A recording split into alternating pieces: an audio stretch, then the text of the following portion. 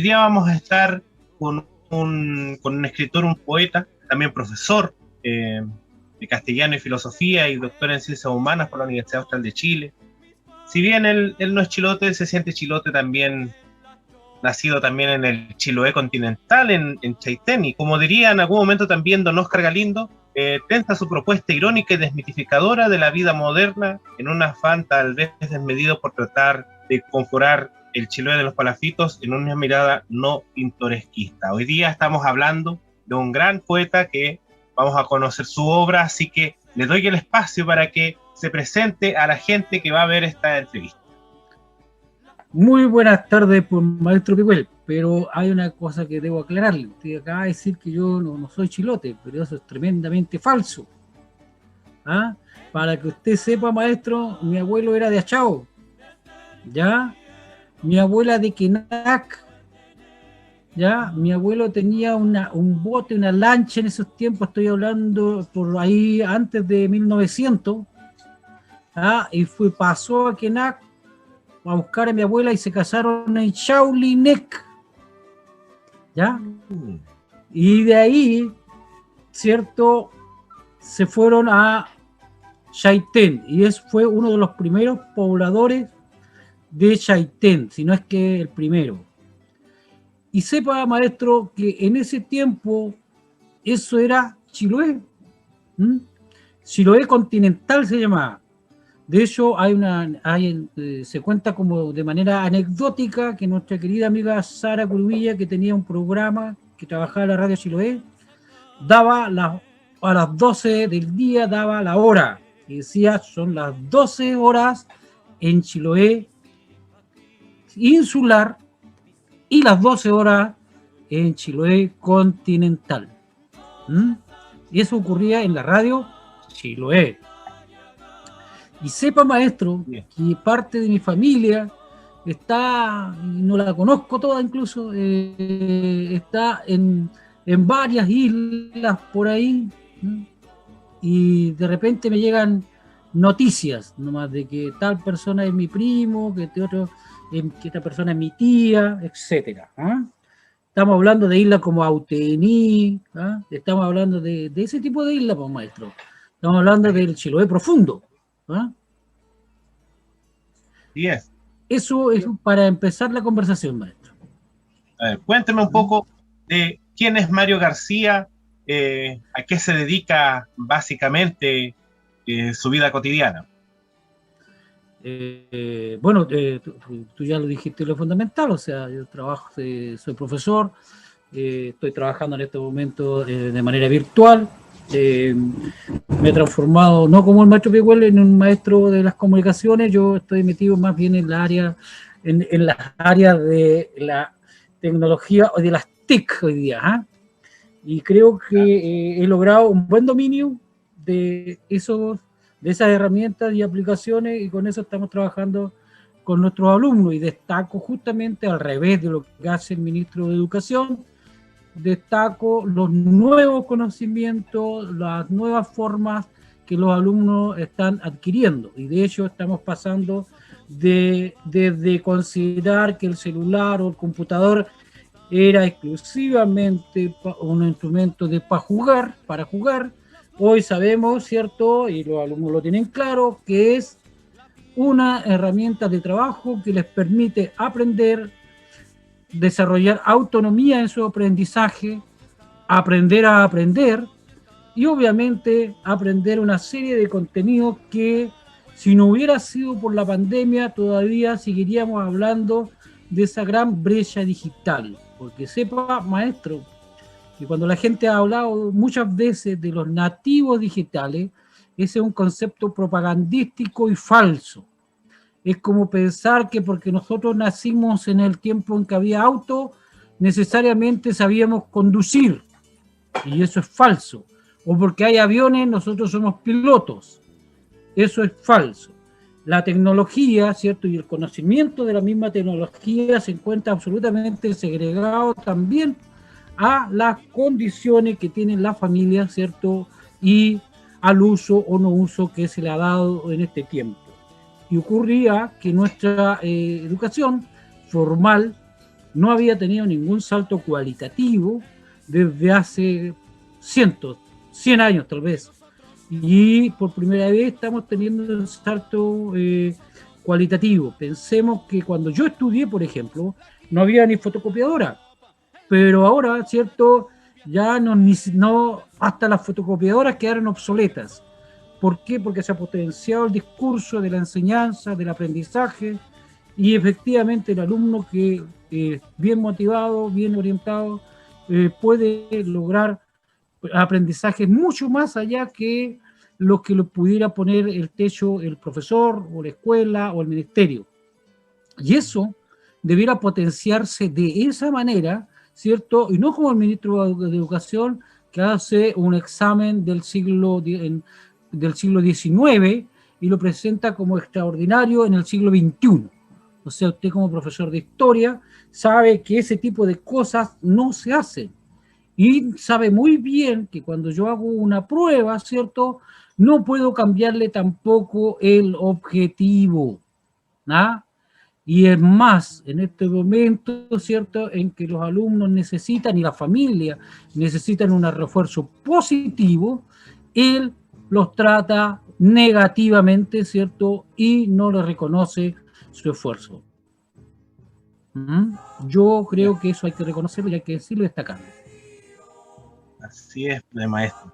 Es un gran, bueno, es algo loable en el sentido de cómo hemos evolucionado en materia digital, sobre todo en la educación, y cómo ustedes también, como profesores, sobre todo usted, ha hecho distintos campos. Pero también usted, aparte de la educación, usted se ha dedicado mucho a lo que es la escritura, la poesía. Y vámonos a ese campo preguntándole cómo llega la inspiración poética a Mario García. Maestro, efectivamente usted tiene razón, maestro Bastidas, gran maestro, yo una vez le hice clase también. Yo empecé desde la enseñanza básica.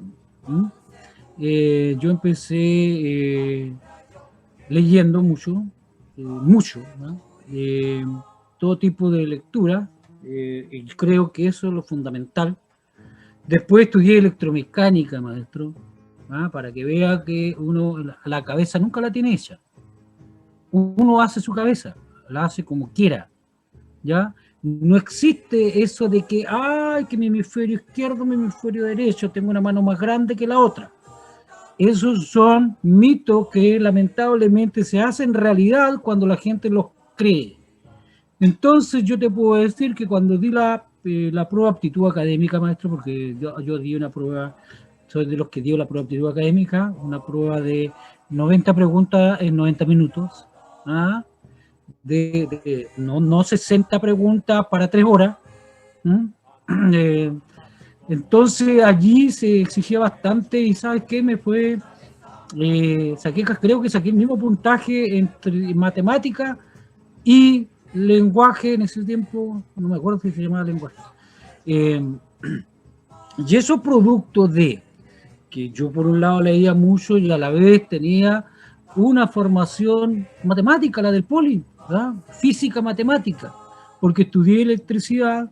En ese tiempo nosotros entrábamos en primero y lo que elegíamos era desde un principio, la sección a la que nos íbamos. Nos íbamos a la sección comercial o a la sección industrial o a la técnica femenino. Yo estudié después, digamos en segundo medio, ya elegíamos taller. En el primero pasábamos por todos los talleres. Yo creo que eso era fundamental y muy importante y debiera volver a eso para que nuestros estudiantes, ¿cierto?, salgan más preparados que antes. Yo creo que hoy día, no, en 2 años, sí, está bien, yo puedo coincidir en muchas cosas, en que el desarrollo de habilidades, etcétera, etcétera, que la tecnología va cambiando, pero las habilidades y la tecnología y todo eso se desarrolla en la práctica y se desarrolla haciendo. Como la poesía, pues, maestro, porque yo empecé justamente en la básica a escribir poemas, he escrito muchos poemas, En la enseñanza media yo ya empecé a publicar mi primer libro que se llama Los Palafitos del Paisaje, que esta es la primera edición, que la saqué recién, vea, pues maestro, de los años que estamos hablando. Conmigo está aprendiendo historia además, maestro.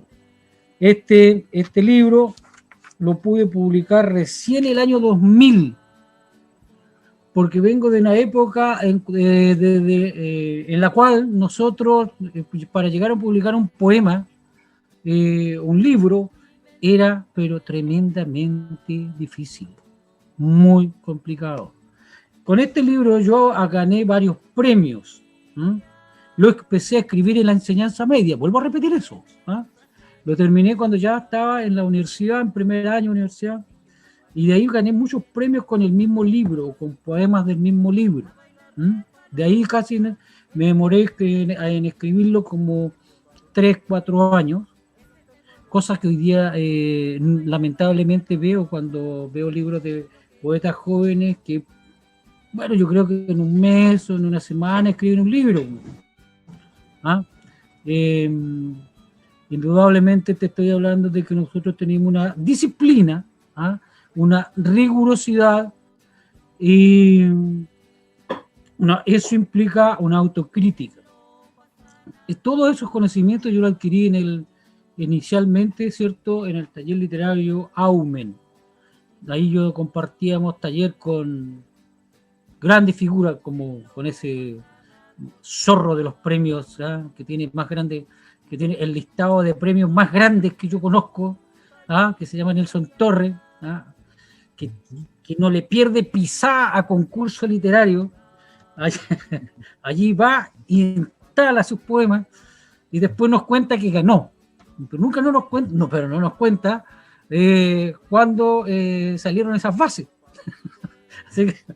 así que porque Toño dice: puedo ser el mejor poeta de Chile, pero no soy el mejor poeta de mi cuadra.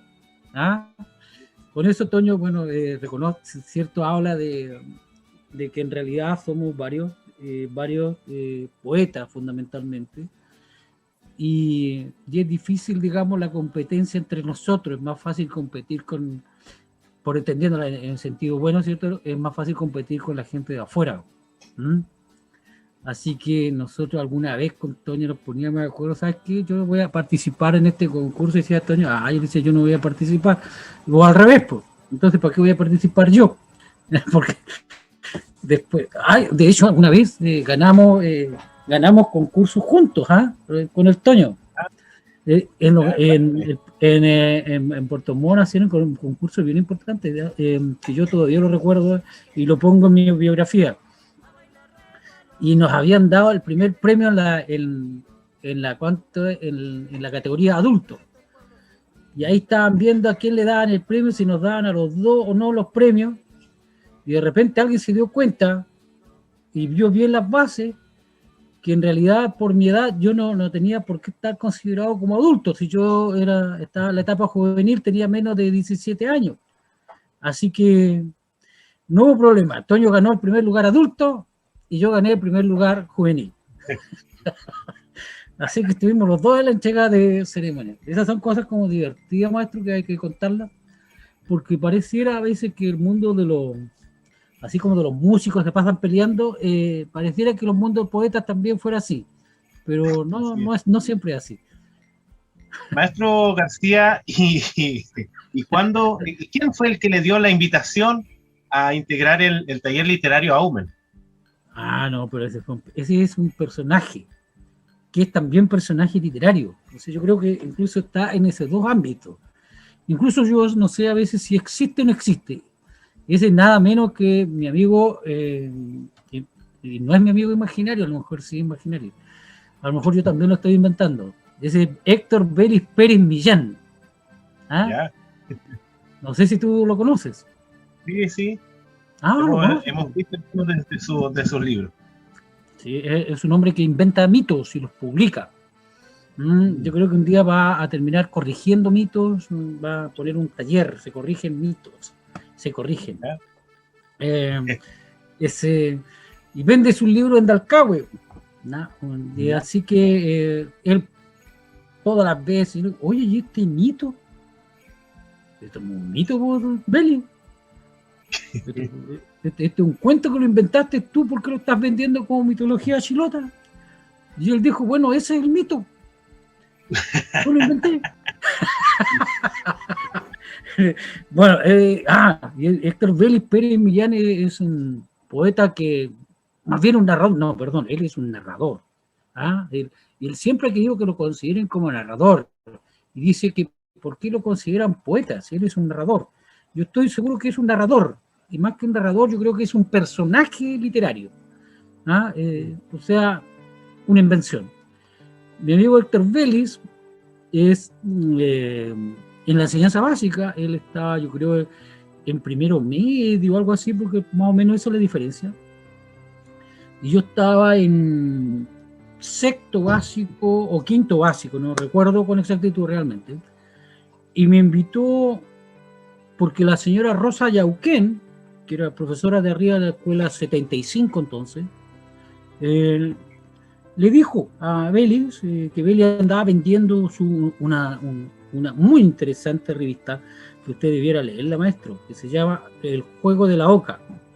Así ¿Ya? eran unos poemas que tenían la figura de la oca. Pues usted sabe cuál es el juego de la oca.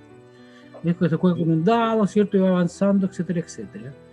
Y por un lado de la hoja estaban los poemas de Héctor Vélez Pérez Millán, y por otro lado estaban los poemas de ese gran bate que se llama Víctor Hugo Cárdenas. ¿Ya? A mí me llamó la atención esa hojita, y Vélez fue tan generoso que me la dio. Por eso es generosidad. Entonces, y me invitó a una reunión de un taller literario. Entonces, para mí, tienes que entender que yo era un niño. Yo creo que tenía 12 años, si es que tenía por ahí. Y a mí me pareció raro porque jamás en mi vida había escuchado la palabra taller literario. Yo en ese tiempo, como te decía, estoy hablando de que yo en ese tiempo leía mucho, leía mucho, y de todo. En ese tiempo lo que hacíamos nosotros era intercambiar revistas, había kioscos donde tú ibas y cambiabas revistas por plata, te cobraba, ese era el negocio, imagínate. Estaba la revista Pampato, yo leía muchas estas novelas del oeste, de Bruguera, leía, bueno, de todo, pues, maestro, de todo lo que podía ocurrir, hasta una colección de Linterna Verde que se llamaba, donde salían los diálogos de Platón, Platón, maestro. Tenía, bueno, así pues, maestro, y la poesía me empezó a gustar gracias a una profesora, Mirza Cárdenas, que me hizo escribir en el pizarrón, porque yo era un alumno inquieto, un poco desordenado, así como usted, maestro, cuando yo le hice clase, que usted era un embajador en cada uno de los puestos, que pasaba visitando, haciendo relaciones sociales, y uno le decía, anda a sentarte, ¿cierto?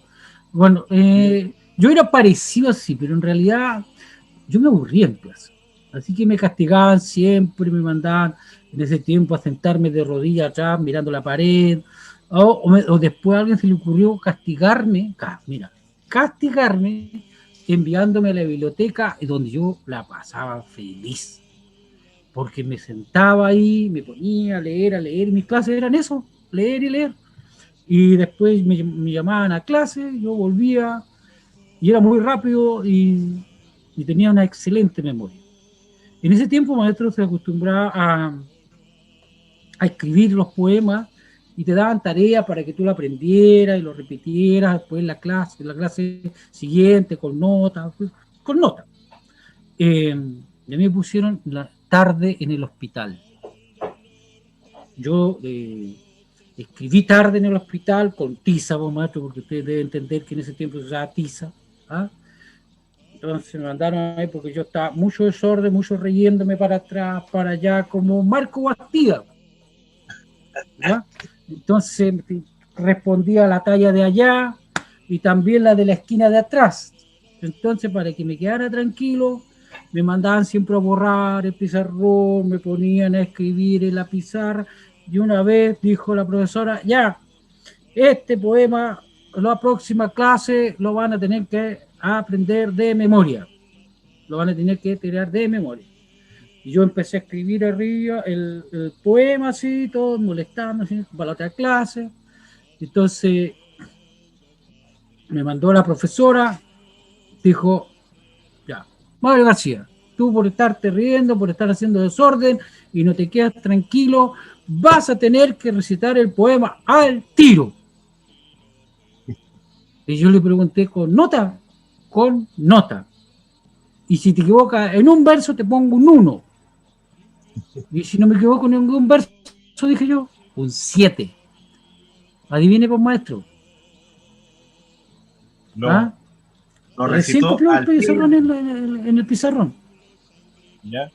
De espalda, el pizarrón, el poema estaba detrás mío, o sea, detrás mío, yo frente al curso. ¿Ah? Y leo tarde en el hospital, sobre el agua mustia. ¿Ah? Llueve, pues, maestro, no, ahora sí como ahora, llueve, tarde en el hospital. Y lo recité completo y la profesora no me quería poner el 7. Yo decía, ya, pues mi 7. Si yo era jodido como usted, pues, profesor Bastidas. Imagínese ahora, profesor Bastidas. Eh, bueno, ante la petición irrefrenable del público que decía, un 7. ¿Se imagina? ¿De qué estamos hablando? Del curso golpeando la piscina en el pupitre, en nuestras mesas que teníamos nosotros. El poema Tarde en el hospital, como te estoy diciendo, me gustó mucho. Y ahí me empezó a gustar mucho la poesía, la posibilidad de hacer cosas con palabras. Y después empecé a recordar mi etapa si yo empiezo a recordar, es una cosa que vino como conmigo desde siempre, porque cuando yo viví en Chaitén, y nací en Chaitén, y viví hasta como los 5 años, y después por eso estudié en la escuela 75 de primero a octavo, hermano, así que no, toda mi vida, digamos, he vivido casi en este Chiloé, y en el verano iba a Chaitén.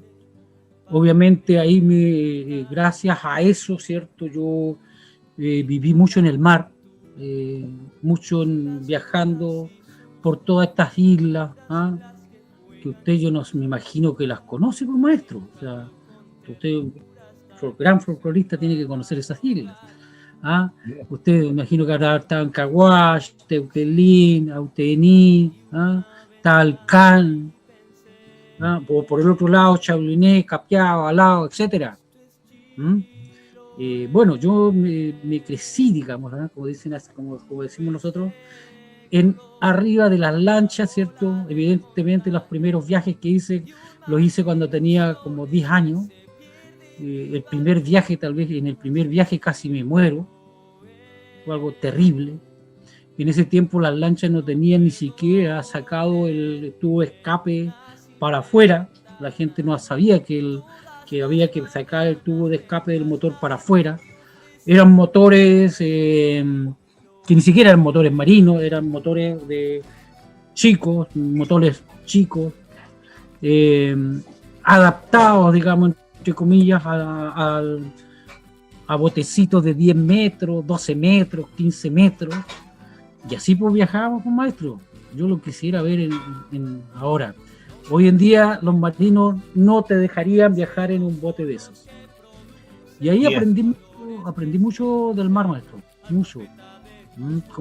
Como te estaba diciendo, en estos recorridos, en estas idas y vueltas, en Chaitén, como te decía, yo en Chaitén jugaba en las tejuelas, porque usted sabe cuál es una tejuela, ¿cierto? Sí. ¿Ya? En esas tejuelas de Alerce, porque en ese tiempo eran de Alerce y Canelo, Yo jugaba a escribir, cuando recién empecé a escribir, a aprender a escribir, aprender. Inventaba palabras que le iba uniendo así con tejuela, y yo decía que esa era una sola palabra. Sin querer, digamos, en alguna medida ya estaba poetizando, y también por otro lado una cosa como chamánica, pues, porque yo llegaba, me contaba mi mamá, y cuando era chico yo en esos árboles podridos, ¿cierto? Llenos de musgo, yo colocaba florecitas y cosas así y cantaba como un chamán. Creo que la poesía, si estamos hablando de poesía, tiene estas dos cosas, una cosa chamánica, una cosa de invención lúdica, de poder crear nuevos conceptos, nuevos mundos, dice Vicente Huidobro. ¿Ya? Esto de hacer cosas con palabras, como dice Austin, desde la filosofía del lenguaje. Ya, ¿para qué nos vamos a poner? Dejémoslo ahí. ¿Para qué nos vamos a poner? Y maestro García, entonces todas estas experiencias que usted me cuenta de viajar, navegar por las islas, conocer al Chiloé profundo, podríamos decirlo, es el motor entonces de su propia poesía. Por supuesto, en parte, digamos, yo creo que harto. A mí me llama la atención que cuando yo tengo varios libros, y por ejemplo, estoy trabajando ahora en la segunda edición de mi libro Despliegue de papel y follaje, y mi editor le puso una foto de un fogón. Extraño que lo haya hecho, porque para mí no era para nada, digamos, o no es para nada la temática. No es como este libro, Los palafitos del paisaje, que es un libro temáticamente centrado en Chiloé. Hay acontecimientos precisos que ocurrieron en Chiloé, que ocurrían en ese tiempo cuando yo era un adolescente de tercero, cuarto medio, o segundo medio. Lo que demuestra que uno puede hacer cosas reinteresantes desde muy chico. Y él me fija, digamos, como poesía de Chiloé, desde Chiloé. Bueno, yo debo decir que sí, pues, o sea, uno como escritor, y eso es lo que le enseño a mis alumnos cuando estudio poesía, hay que considerar, digamos, el contexto, ¿no? El contexto del escritor, su hábitat, su respiración, porque nosotros vivimos con ese, ¿verdad? Aunque tal vez a alguien le parezca de repente sí y no, de repente alguien reconoce, digamos, que hay una especie de musicalidad que tiene que ver hasta con los pasacalles, y te lo menciono eso porque como tú trabajas, digamos, y eres un cultor en esa área, hasta ritmos o palabras que nosotros, o formas de decir que nosotros tenemos, o la ambientación que se puede entender, para otro es chilota. Y uno dice, bueno, yo pensé que estaba poniéndome creativo y estaba reinventando otras cosas. Pero no, es como el color de piel, o sea, nacemos con eso. Bien. Este maestro tiene muchos textos publicados aquí en Chiloé, básicamente, dentro de ellos los conflictos del paisaje, o los poemas impúdicos, o también los despliegues de papel y follaje. Pero en palabras de Mario García, ¿cuál es la obra que usted más valora, o a usted es como su favorita? La que voy a escribir. La que voy a escribir, esa es mi favorita, la que voy a escribir. ¿Ya? Porque es que uno no puede estar durmiendo en sus laureles, profesor. Ni como profesor, ¿cierto? Ni como cultor. Usted siempre debe estar pensando en la próxima obra. Lo que no quita, digamos, que uno le tenga afecto. Yo he publicado 3 libros que a mí me parecen absolutamente distintos. Hay otros que me conocen y todo eso y dicen, no, pero yo reconozco en los 3 libros al mismo sujeto. Bueno, tampoco voy a ponerme a discutir eso porque eso es verdad, o sea, es verdad. Ahora, que me parece extraño, sí que yo pueda perfilar en 3 libros que son distintos, si usted los conoce, pues maestro, no, o sea, me llama la atención que encuentren el continuum, diríamos en latín, ¿eh? El continuum, ¿eh? Ese elemento que une a cada uno de los 3 libros, cada poema, cada verso. Pero yo creo que estoy escribiendo algo y me interesaría, no sé cuánto me voy a demorar, porque tal vez es un libro que empecé a escribir desde la misma universidad y quiero terminar un libro que se llama Simulacro de Fusilamiento, que es un libro bastante complejo de escribir, que digamos actualmente, los hechos lamentablemente se han actualizado, pero tiene que ver con la experiencia que vivimos con un amigo cuando en la universidad. Estoy hablando de la universidad sin celular, sin Facebook, sin Instagram, etcétera, etcétera, ¿ya?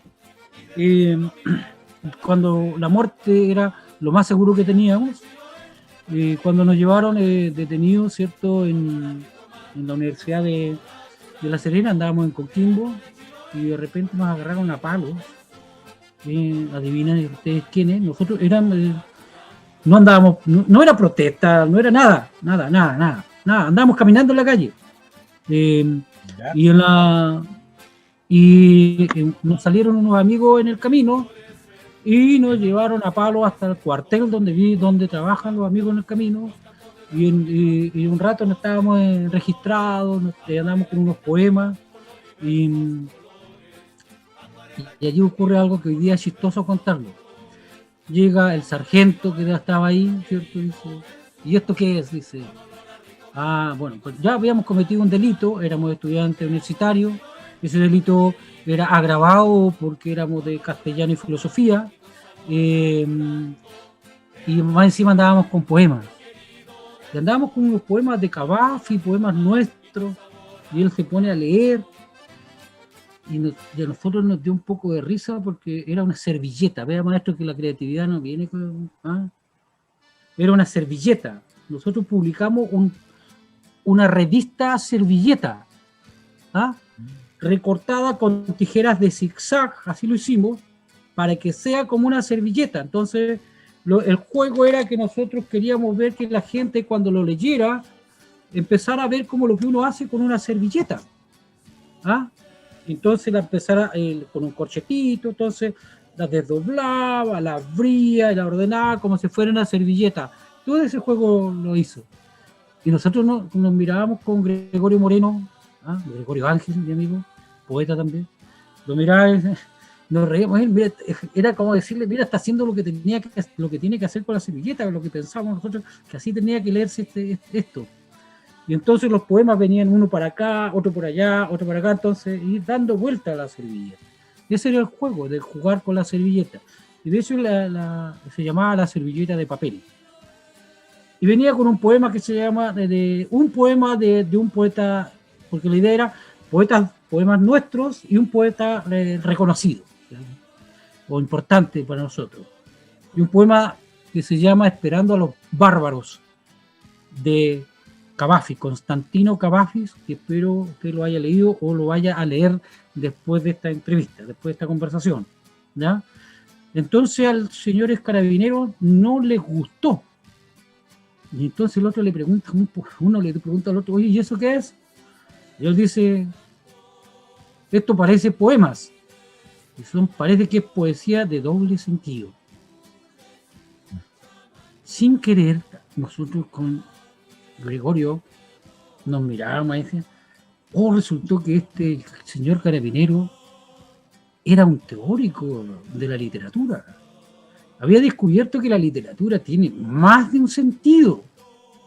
Es decir, que dirían, el que dijo que la poesía era plurisignificativa, estaría re feliz, le había salido competencia.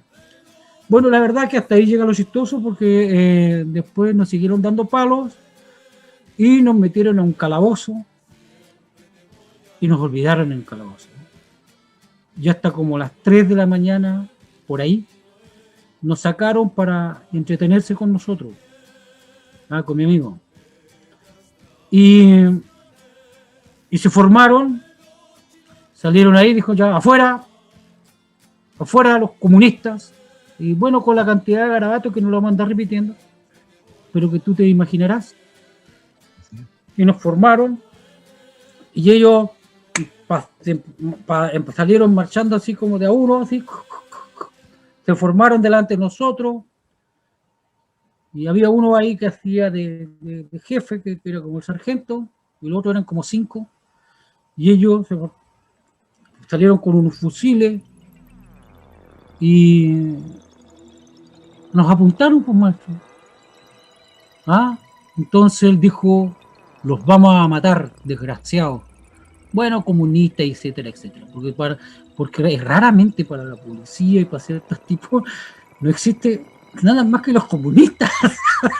Y hay comunistas por todos lados. Y en este caso yo creo que podrían haber tenido razón. Pero es divertido, son comunistas por todos lados. Entonces llegan, nos apuntan, y nosotros con Goyo, eran tiempos en que habían matado a Rodrigo Rojas de Negri, eran tiempos, estamos hablando de esos tiempos, maestro. Yo estaba en la universidad cuando ocurrió eso. Habían aparecido varios muertos en la Universidad de Concepción, en la Universidad de Copiapó igual habían matado más gente. Y nosotros con Goyo, que así yo le decía a Goyo, él me decía Chilote y yo digo Goyo. Entonces nos quedamos ahí de pie, y creo que esa fue su gran derrota, porque pensaron que nosotros tal vez nos íbamos a tirar al suelo, nos íbamos a poner a llorar, íbamos a rogar por nuestras vidas o algo por el estilo. Nosotros no hicimos nada más que poner el pecho, ¿no? O sea, ¿qué ibas a hacer? Lo otro era ponerse a llorar. Lo otro era tirarse al suelo. Para la sorpresa de ellos no hicimos nada. De repente salió uno de los señores carabineros y dijo, oye, yo a ese flaco lo conozco, al otro, a mi amigo, y mi amigo era muy bueno para jugar fútbol, y era conocido, jugaba a las poblaciones. Y claro, dice, oye, si este es el flaco de allá arriba, de la no sé cuántos, que no me acuerdo cómo se llama la población. Y ese es el flaco que juega de puntero derecho. Y claro, el Goyo era un buenísimo jugador. Yo no sé por qué nunca terminó siendo un jugador profesional de fútbol. Se lucía. Y de allí ya como que no nos molestaron más. Pero ¿me vas a creer, Marco Bastida, que estos tipos nos dejaron olvidados? Nos metieron allí, nos pusieron llave y nunca más volvieron. ¿En serio? ¿Te estoy hablando en serio? Nosotros no habíamos comido, no habíamos tomado agua, no tenían ahí. Y después, al otro día, como las 5 de la tarde, aparece un tipo que va golpeando los barrotes, porque entenderá que son muchos los calabozos. Y de repente le decía, oye, ¿hasta cuándo? Pues nosotros salimos, oye, corten la lecera, ¿qué pasa con nosotros? O sea, ¿por qué nos tienen presos? Primero que nos digan por qué nos tienen presos. Y llega este señor carabinero, que era de otro turno parece, que no tenía nada que ver con los anteriores, y nos dice, no, si esta era como cámara escondida, nos dice, ¿y ustedes qué están haciendo allá adentro? Nosotros dijimos, miren, no dijimos así, oye, miren el carabinero chistoso. Como que si nosotros nos hubiésemos metido allá adentro. Y nos dice, bueno, dijo, nosotros no sé quiénes son ustedes, dijo. No sé por qué están ahí. No, pues sí, lo más increíble ahora era que nos empezó a dar miedo otra vez, porque el tipo, pues, o sea, ¿por qué estábamos ahí? Pero era evidente que ellos nos metieron adentro porque estábamos encerrados por fuera, o sea, no podíamos haber sido nosotros. Muy malo a la cabeza que hubiese estado, pero ¿cómo nos dejamos encerrados por fuera, con un candado afuera? Y listo, y desapareció. Recién a las 8 de la noche, porque ya eran tiempos de invierno, nos soltaron. Y nunca nos dijeron por qué nos llevaron presos. ¿Mm? Maestro, eso es vivir en dictadura. Eso era... ¿Mm? De eso es vivir en dictadura. Son periodos muy difíciles para maestro. No, yo antes estuve preso en Castro. Estuve preso en Castro con José Donoso, pero esa es otra historia, algún día te lo voy a contar. Así es. Maestro, yo sé que ya estamos entrando en la fase final de esta entrevista, pero antes de que nosotros pasemos ya a las últimas preguntas, yo quisiera hacerle una invitación de que nos pudiera regalar algún poema recitado por usted para la gente que va a ver esta entrevista aquí en el Trabuón de los Pigüeles. Maestro, usted siempre contra los tiempos, o sea, usted, maestro, sabe que en este tiempo ya se lo dijo su presidente, nada es gratis en esta vida, o sea, yo creo que usted, al revés, yo debiera estar pasándole boleta, ¿verdad? Así es. Así es, pues, maestro Marco. ¿Sabe qué, maestro? Le voy a leer un poema del libro Los Palafitos, y después al final le voy a leer otro poema del libro Los Palafitos. Digamos que esto es una conversación entre amigos, nadie lo va a saber, estamos en Chiloé, y voy a leer este poema aprovechando la ocasión, aprovechando este extraordinario norte que nos está visitando, ¿cierto? En esta oscuridad, y este es un poema desde aquí, desde Chiloé. Del libro Los Palafitos, entonces, poema número 4. A veces el viento azota tan fuerte a las estrellas contra las ventanas que pareciera van a soltarse de sus amarras, quedando a la deriva como una lancha que ha perdido el eje en plena tormenta. Es entonces que el viento llena de gaviotas saladas el aire, gaviotas que atraviesan las miradas que van a tierra en busca de refugio. Son estas las veces que hacen florecer un rezo lleno de arterias, lleno de árboles y canales, porque una mano invisible llama a la puerta y aparentemente solo es el mar y el viento abrazados en enloquecida danza, solo el mar revoloteando, huyendo de su jaula. Espero que se haya escuchado la lluvia, maestro, y el viento, sí, que son los efectos especiales que tenía usted preparado para la lectura de este poema. Así es. Cuénteme otro poema para la gente que va a ver esta entrevista en el Trabuón.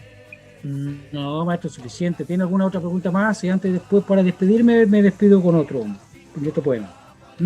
Bueno, antes de que nos fuéramos, entonces, voy a darle un espacio antes de que nos cuente el último poema, y es que le voy a dar el espacio para que usted pueda dar algún mensaje, algún saludo, de que usted pueda dar Maestro, todo de nuevo porque no le escuché nada, no te escuché nada. Ya. Se pegó, le pegaste. Se pega un poco. Bueno, vamos a lo que es, voy a hacer algunos retoques técnicos. Y, maestro, yo quisiera pedirle de que darle un espacio para que usted pueda dar algún mensaje, algún saludo, o alguna reflexión también en torno a la valoración de nuestra literatura chilota también, así que yo le dejo el espacio para que después usted pueda dar un poema también a su gusto para despedirnos de esta entrevista. Bueno, la pregunta en todo caso es como, o sea, el que responde es parte interesada en el asunto, o sea, pareciera no ser muy objetiva. Yo creo que la poesía de Chiloé debiera tener un poco más de participación en la sala de clases, un mayor protagonismo. Eh, los poemas mismos, ¿eh?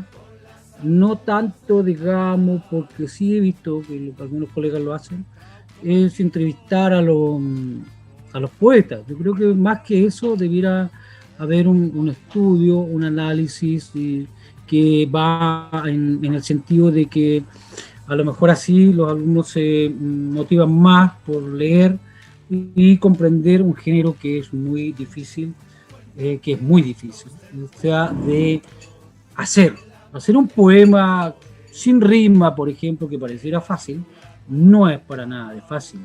Detrás de todo esto hay un gran trabajo. De lo que parece tan fácil y tan fluido no lo es, no surge así.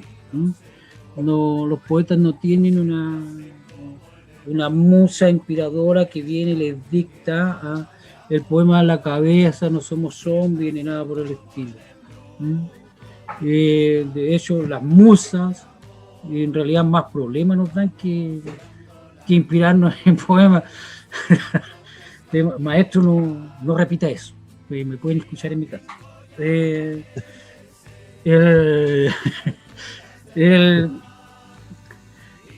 Bueno, maestro, yo creo que ese sería el mensaje. O sea, creo que la poesía en Chiloé tiene un buen presente. No sé qué futuro puede tener, porque el futuro es incierto. Como dicen los Peña, es cierto, lo único que existe es la memoria hacia atrás, lo que yo he sido, lo que puedo ver, lo que viene detrás mío.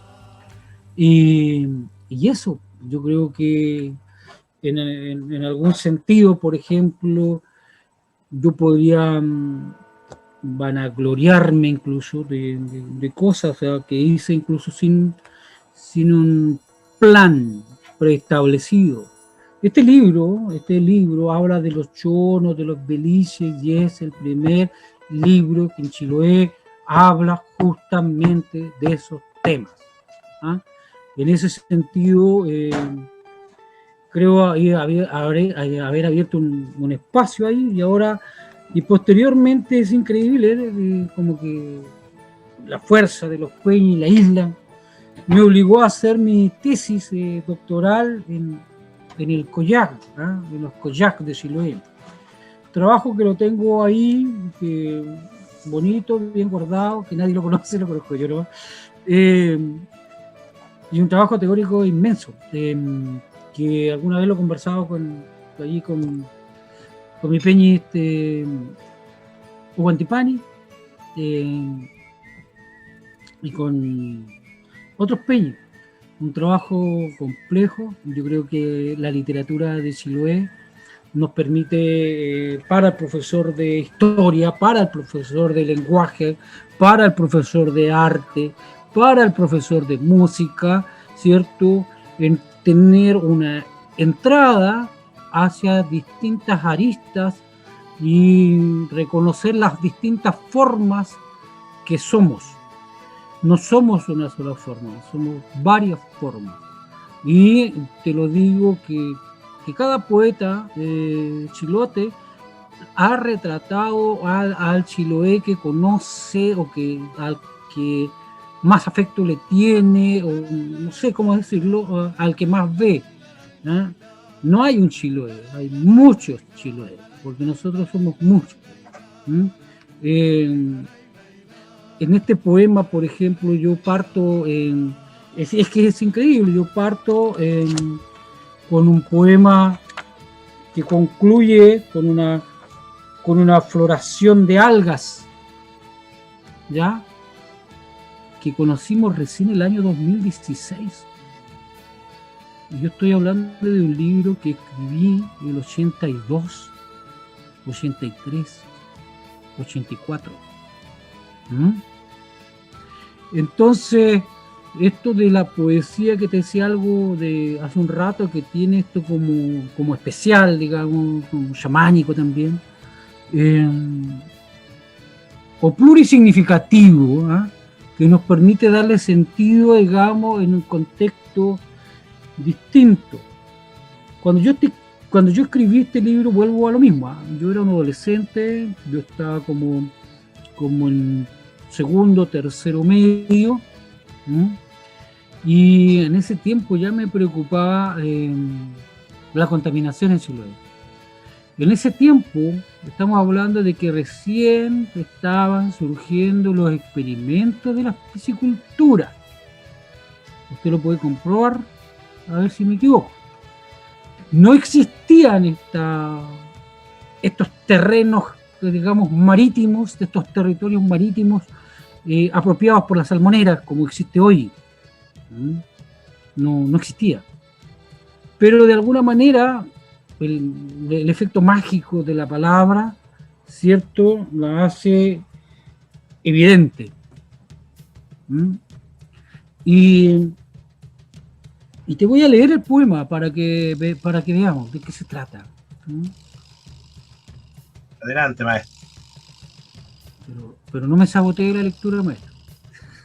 No se preocupe, maestro. Ya, vale. Espero que se siente, no sé si se siente el viento. ¿Se siente o no? No. No se siente. No.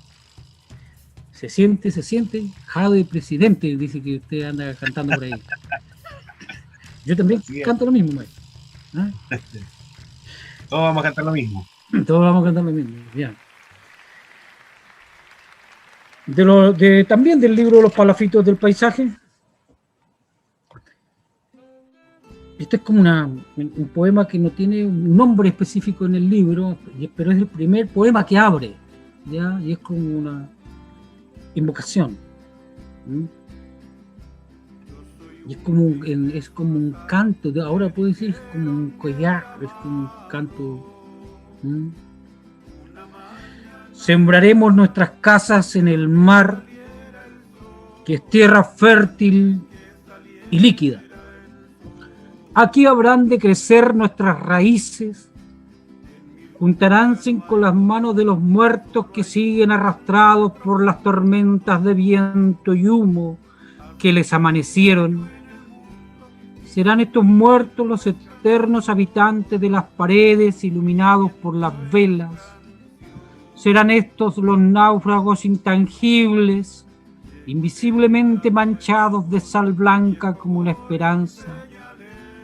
Serán estos cuerpos de madera, estos pilotes mojados, enterrados en la orilla de la historia, los únicos puentes que soportarán las otras lluvias y el peso y la llegada de las muchedumbres solitarias, que solo podrán ver nuestras máscaras agitándose en los ojos negros del viento, en medio de un sol lleno de algas. ¿Qué le parece? Hermoso, maestro. Maestro García, yo le quiero agradecer que haya estado con nosotros en este programa. Yo sé que esta entrevista va a ser bastante valorada por la gente y ojalá podamos estar en alguna otra ocasión conversando más temas. Nosotros tenemos muchos temas que conversar para reflexionar acerca de Chiloé, así que agradecerle, maestro García, su tiempo, que haya querido estar con este programa. Gracias a ti, Marco Bastida. Yo espero que esta conversación, ¿cierto?, de amigos, entre amigos, es para amigos, entre amigos. Es una conversación que la entendemos nosotros, ¿cierto?, a la orilla del fogón, y eso es lo que he querido hacer, y justamente excelente el nombre, el Chagún, ¿cierto?, este encuentro para conversar. Que te vaya muy bien el programa. Vamos al habla. Sí. A pesar de la lluvia y el viento. Un abrazo, cuídate. Un abrazo. La mano y algo poco para comer, y algo poco para comer. termina el cantar.